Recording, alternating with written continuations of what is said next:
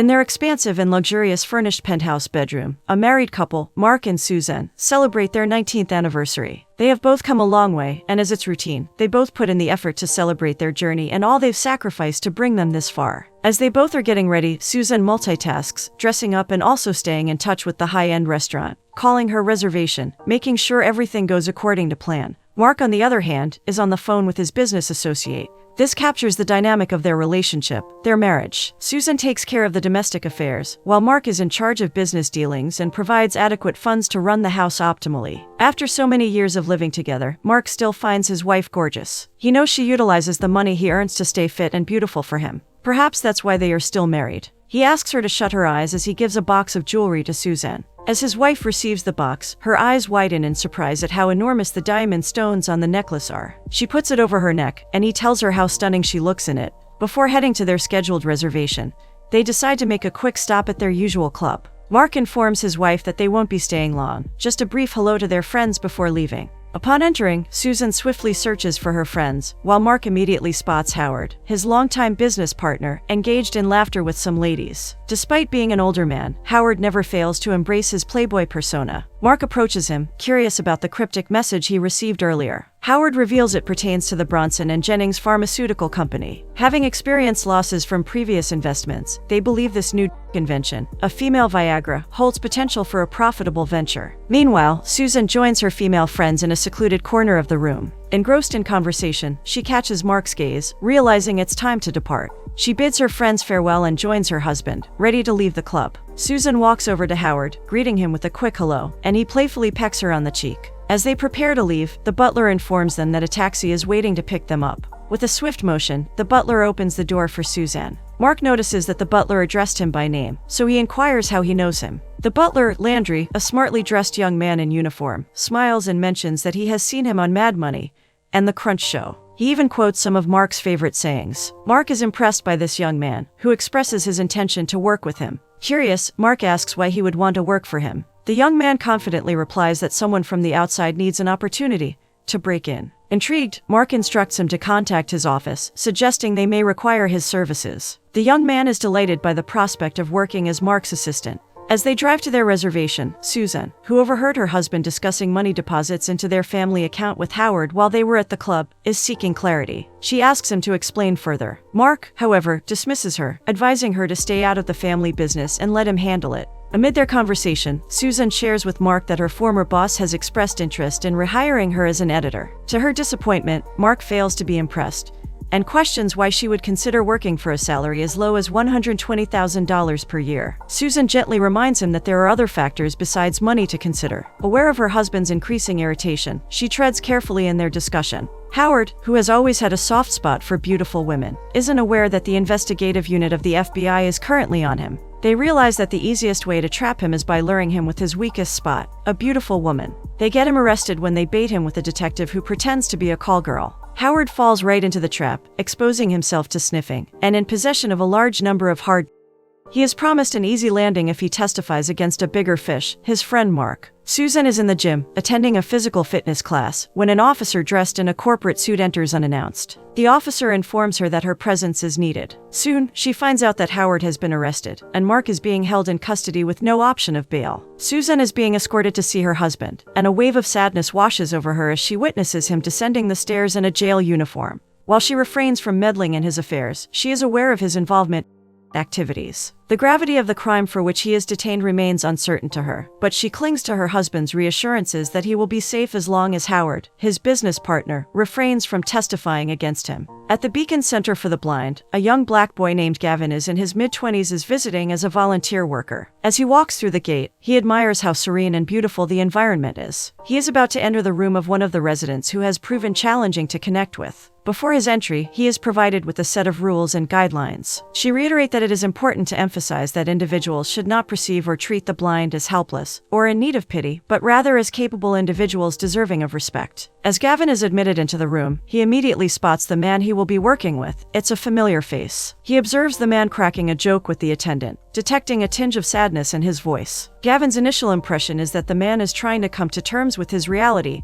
as a blind man. He is someone who has experienced and enjoyed living, but now conceals his grief through rudeness and condescension. The man, Bill, beckons Gavin to sit in front of him. Before Gavin can introduce himself, the man requests an introduction, wanting to determine if Gavin will make the next 2 hours of his bleak and sightless existence unbearable. Although tempted to leave due to the man's unpleasant demeanor, Gavin reminds himself that he has a purpose for being here. Gavin introduces himself as a volunteer assigned to assist him, a professor, in reading his students' work. Despite not being admitted to his class, Gavin admires Bill's literary prowess as a best-selling novelist and hopes to learn from him during their time together. Bill's expression remains unimpressed upon hearing the reason behind Gavin's decision to volunteer as his reader. He straightforwardly tells Gavin that he perceives him as a stalker. Gavin appears visibly upset by this accusation and clarifies that he intends to learn the art of writing from Bill. However, Bill swiftly dismisses Gavin's request, explaining that he doesn't teach his students how to write, but rather instructs them on what not to write. Beginning his volunteer duties to Bill, Gavin begins by reading a literary piece written by one of Bill's students. As Gavin reads aloud, Bill's attention drifts away, lost in memories of his past with his now deceased wife. In the next scene, Susan finds herself in a courtroom. The judge, who announces her verdict, declares that although she benefited from her husband's illegal activities, there is insufficient evidence to prove her awareness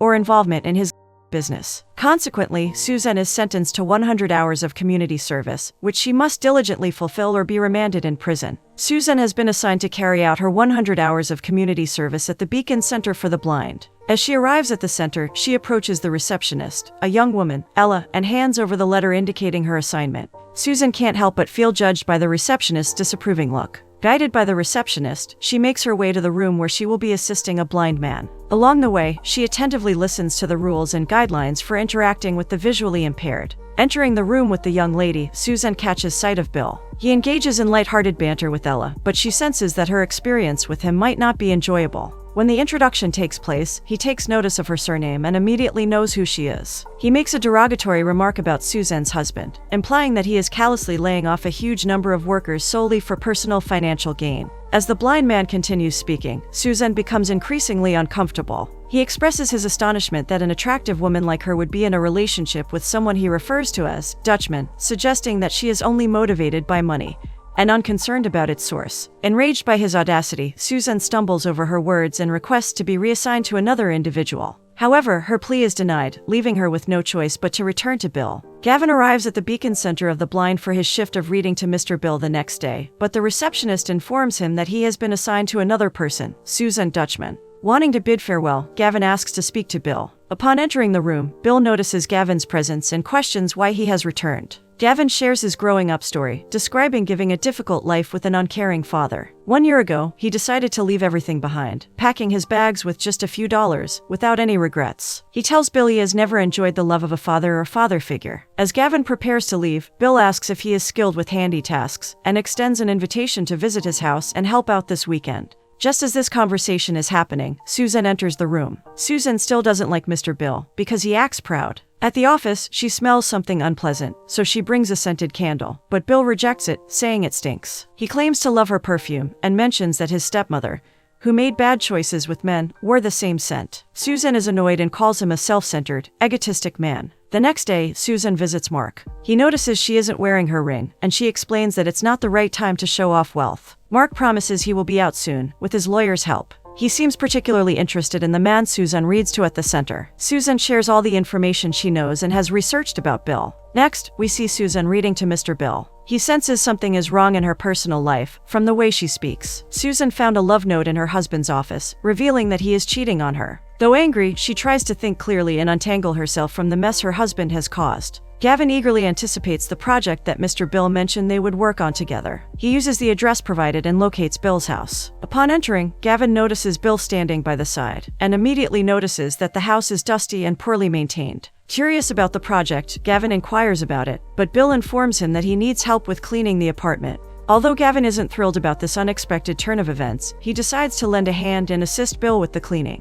As Gavin cleans the table, he discreetly slips one of Bill's original novel manuscripts into his backpack. While scrubbing the toilet seat, Bill approaches him, and they engage in a friendly conversation. During their chat, Gavin confides in Bill about his crush on Ella, the receptionist. In response, Bill remarks that Gavin lacks the necessary qualities to win the interest of someone like Ella. Despite his good looks, Bill believes Gavin needs to possess humor and financial stability. Once they finish cleaning, Gavin prepares to leave. However, before he can go, Bill calls him back and presents him with an unexpected opportunity, the chance to attend one of his classes. As Gavin makes his way out, Bill pours himself a glass of wine, causing his mind to drift back to memories of his past with his wife. He reminisces about how he was too occupied to give his time and attention to his beloved spouse and family. Now, left alone with nothing but his thoughts and old memories, he reflects on the choices he made. The next day, as Bill enters the blind facility building, Ella, the receptionist, can't help but notice a perceptible change in his demeanor and presence. She inquires why he arrived promptly, and he responds that he wants to clean up his room before Ms. Susan arrives. Not only does Bill focus on tidying up the room, but he also brings in fresh flowers to uplift the atmosphere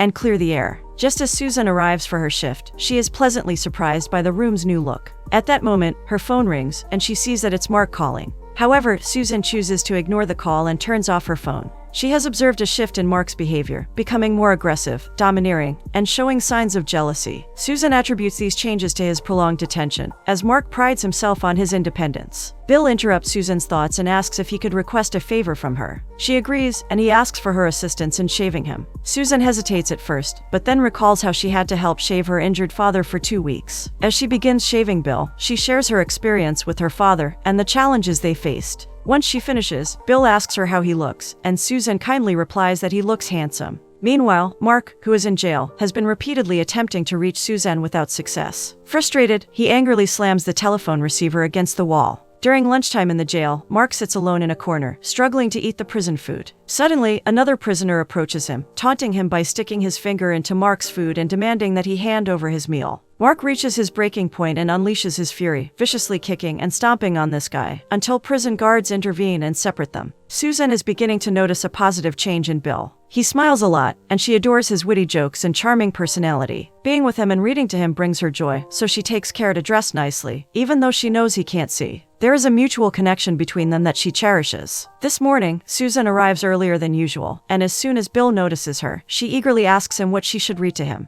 However, he surprises her with a new request, to sneak away to the park. At first, she assumes he's joking, but the spark in his blind eyes tells her otherwise. She has never seen him this happy before. Quietly, they slip out of the center and make their way to the park, savoring their secret adventure. Meanwhile, Mark harbors an unsettling feeling towards the blind man to whom his wife reads. He has always been protective of Susan, wary of other men's intentions. Though he knows little about Bill, apart from his blindness, Mark is aware that he is an award-winning writer, handsome and charismatic. Determined to ease his suspicions, Mark asks his new assistant Landry to research Bill and the nature of Susan's involvement with him. The report he receives confirms that everything seems to be in order, yet the unsettling feeling about Bill continues to linger. Mark senses that something is amiss, but he can't quite put his finger on it. After the incident where Susan secretly takes Bill to the park and back to the center, their friendship undergoes a transformative shift. Susan starts feeling a newfound sparkle and a desire to embrace life with more adventurousness. Similarly, Bill, who had lost all motivation to keep going after the accident, his wife's passing, and his blindness, finds a ray of hope in Susan's presence. She becomes his escape, providing him with the possibility of enjoying life once again.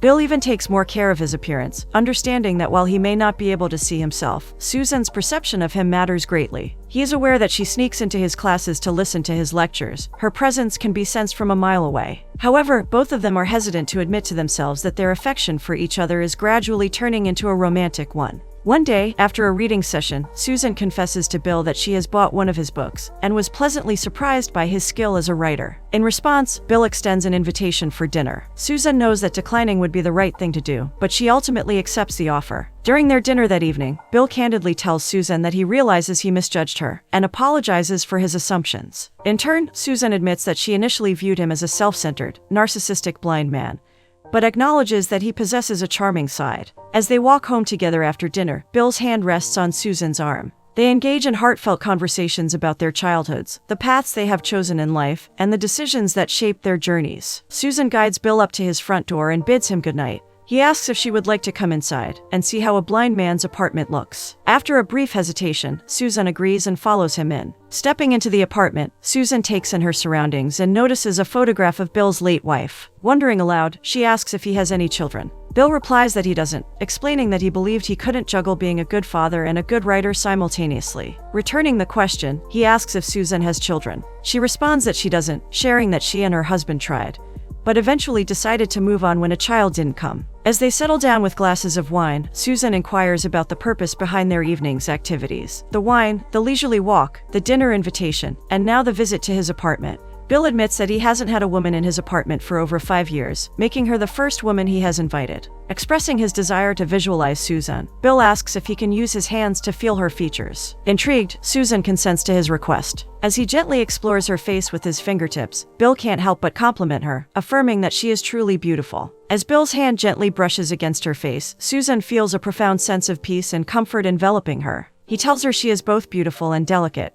His words resonate deeply within her, as for the first time, someone truly sees beyond her external beauty and recognizes the fragility that lies within. It's as if he understands her longing to be embraced and reassured. In the moment, Susan expresses her desire to experience a similar connection. She decides to blindfold herself using a silk scarf and reaches out to feel Bill's face, tracing its contours with her fingertips. In an unexpected surge of passion, she pulls his head closer to hers, and their lips meet in a passionate kiss. The following morning, Susan awakens by Bill's side, her senses still tingling with the memories of their intimate encounter. She realizes she must leave abruptly as a message arrives from Mark, alerting her to an urgent court matter. Arriving at the courthouse, Susan's heart pounds as she hears the judge's verdict. Due to the untimely demise of Mr. Howard, a crucial witness against Mark, the case collapses, resulting in Mark's acquittal. A bone-chilling sensation courses through Susan's veins. Howard is gone. Back in the solace of their penthouse, Susan confronts Mark, her husband, seeking answers about Howard's fate. Mark casually reveals that Howard was tragically struck by a bus, a faint smile playing upon his lips as he nonchalantly mentions that karma can be unforgiving. Deep down, Susan is haunted by the certainty that her husband played a part in orchestrating Howard's demise. Susan returns to the center to break the news to Bill that she can no longer see him. Her husband, Mark, has returned, and his suspicions are growing. Despite Bill's pleading, she firmly believes there is no justifiable reason for her to stay, especially since her community service arrangement has been abruptly ended. Even when Bill suggests the possibility of volunteering, Susan dismisses it. In a moment of intense emotion, Bill pulls Susan closer, and their lips meet in a passionate kiss. Unknown to them, Landry, Mark's assistant, has been discreetly watching their encounter from a distance, through the window. It is his assigned task to keep a close eye on Mark's wife. As Susan leaves the office, she sees Landry and instantly senses that she has been followed. Filled with anxiety, she pleads with him, urging him not to reveal the truth to Mark. However, Landry responds with a cold demeanor, reminding her that everything comes at a price. Faced with desperation, Susan offers him any amount of money she can afford in exchange for his silence. Landry pays a visit to Mark, assuring him that he observed nothing out of the ordinary. However, Mark sees through the facade and immediately terminates Landry's employment. In a chilling revelation, Landry hints that firing him might not be the wisest decision, as he possesses knowledge of Mark's activities and secrets. Mark's fury intensifies as he interprets Landry's words as a veiled attempt at blackmail. Mark strikes Landry with his golf club, forcefully bringing him to the ground. He then presses the club against Landry's neck, nearly suffocating him. With a menacing tone, Mark warns Landry that any attempt at betrayal will result in his end. Landry, visibly shaken, confesses that Susan is indeed having an affair with a blind man. Upon hearing this revelation, anger surges through Mark. He swiftly visits Bill, issuing a stern warning to stay away from his wife and cease all contact. Bill, finding amusement in Mark's words, cheekily assures him that while he may not see Susan, he will undoubtedly engage with her intimately. Enraged, Mark unleashes his fury upon Bill, relentlessly striking him and forcefully knocking him to the ground. The commotion catches the attention of a staff member, who promptly intervenes and instructs Mark to leave. Returning home to his wife, Mark musters the courage to ask her about her feelings for Bill. Before she can respond, he interjects, expressing readiness to forgive. However, he implores her to sever ties with Bill, pleading with her to understand the depths of his love and dependence on her for his sanity. Susan finds herself caught between her undeniable love for Bill and her loyalty to her husband. Despite her internal conflict, she chooses to remain by her husband's side, as she has known him her whole life. Determined to end things with Bill, she visits his apartment, aware of Mark's possessive nature and fearful that their relationship could harm Bill. Upon entering the apartment, Susan notices a lightening in Bill's mood as he shares his excitement about resuming his writing. Concerned by the bruise on his face, she inquires about its origin. Bill casually explains that he accidentally bumped into a wall. Gathering her courage, Susan musters the strength to inform Bill of her decision to end their relationship, acknowledging the wrongdoing of their affair due to her marital commitment. However, Bill challenges her perspective, suggesting that it is only wrong if she continues to stay with her husband. Susan hesitates, before reluctantly admitting her love for Mark. Doubting her words, Bill sees through her facade, convinced that her feelings for her husband are not genuine. With a farewell, Susan departs from Bill's apartment, her heart heavy with the weight of her choices. In a desperate attempt to catch up to her, Bill hastily throws aside his belongings and starts chasing after her. Tragically, his pursuit leads to a sudden collision with a taxi. Thankfully, luck is on his side, as he escapes the accident without injury. Bill's heart shatters as Susan ends their relationship. Her presence illuminated his world, giving him hope and inspiring his writing. But now, she's vanished from his life, leaving him devastated. Overwhelmed by anger and despair, he contemplates burning his manuscript. In a timely intervention, Gavin pays him a visit, urging him to shift his mindset, find inner strength, and embrace life once again. Susan's affection for Mark crumbles when she discovers that the love note she stumbled upon in his office was not from a random girl, but from her own best friend. Realizing she can no longer continue with him, she arrives at her office, only to find copies of Bill's recently published book sent specifically to her. It feels like a sign, a message from him, revealing that he still cares, still thinks about her. Confronting Mark about his infidelity with Deanna, her best friend, Susan breaks up with him and demands a divorce. Money holds no allure for her, she is determined to pursue true love. Driven by an ardent longing, she embarks on a search for Bill, starting with his apartment. To her dismay, she discovers that he no longer resides there. Even at the Beacon Center for the Blind, he is absent. It's as if he has mysteriously vanished, leaving no trace behind. However, news of Susan's divorce reaches Bill's ears, prompting him to reach out to her. He suggests a dinner, an opportunity to reconnect. Eagerly anticipating the reunion, he believes that being with Susan, the person who makes his world perfect, will unleash infinite possibilities. Susan's heart brims with joy as she feels flutter of butterflies return to her stomach. She firmly believes that she and this remarkable blind man are destined to be together, completing each other. This dinner marks the first step on a journey filled with countless moments of love and affection. Their hearts intertwine deeply, bound by an unwavering connection. They both look forward to a life filled with happiness.